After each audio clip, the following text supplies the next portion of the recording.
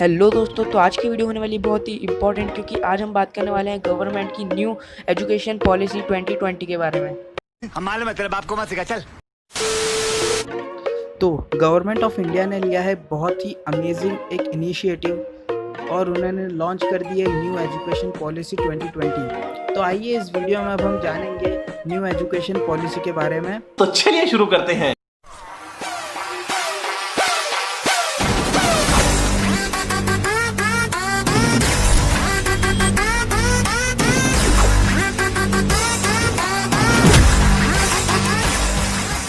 तो ये जो न्यू एजुकेशन पॉलिसी है हाल ही में ये लॉन्च की गई है और इसमें काफ़ी सारे रिफॉर्म्स किए गए हैं, जिससे कि अब जो एजुकेशन में काफ़ी ज़्यादा एक डाइवर्सिफिकेशन देखने को मिलेगा।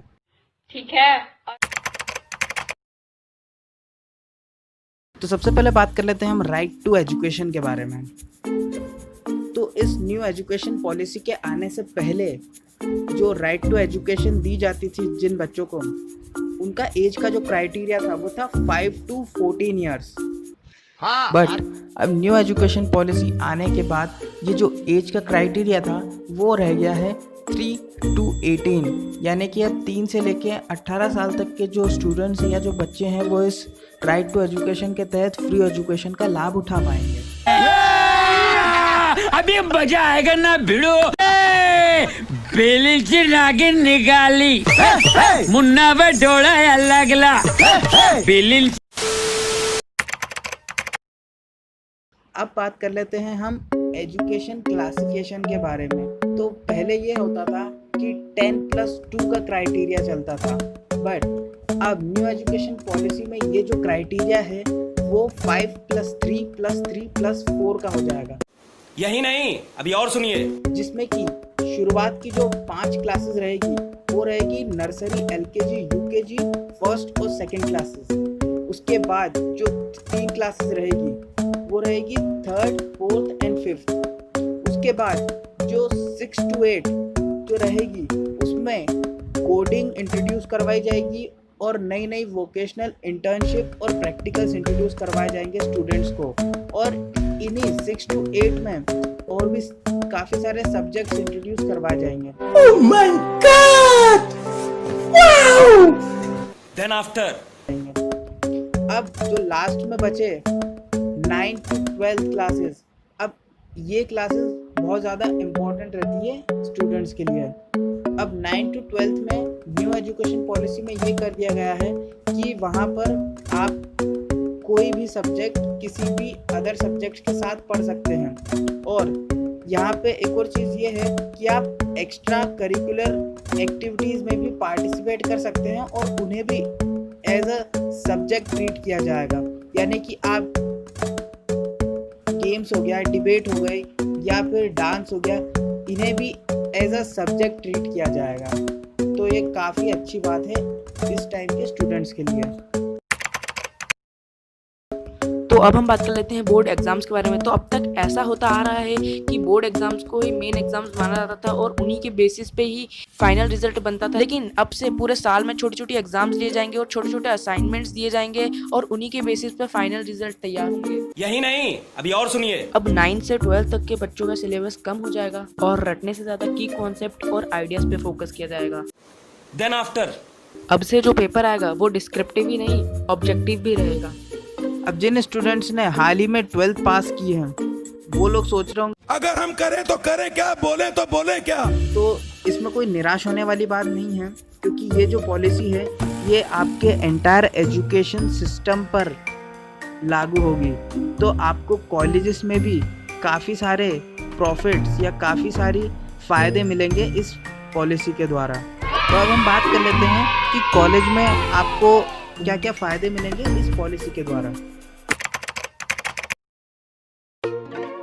तो अक्सर ऐसा होता है कि स्टूडेंट्स अपने फाइनेंशियल क्राइसिस की वजह से या फिर किसी और वजह से अपनी स्टडीज़ को कंटिन्यू नहीं रख पाते हैं और उन्हें ड्रॉप लेना पड़ता है। तो पहले ये होता था कि जब आप ड्रॉप लेते थे तो आपको फिर से, जब आप रीजॉइन करना चाहते थे या उस कोर्स को फिर से करना चाहते थे, तो आप लोगों को स्टार्टिंग से फिर से स्टार्ट करना पड़ता था, यानी कि फर्स्ट ईयर से स्टार्ट करना पड़ता था। बट अब न्यू एजुकेशन पॉलिसी के द्वारा अब ये की होगा कि जब भी आप जहाँ से ड्रॉप लेंगे, जिस ईयर से आप ड्रॉप लेंगे, आप कंटिन्यू उसका नेक्स्ट ईयर से ही आप क्लासेस को कंटिन्यू कर सकेंगे। Oh my God! Wow!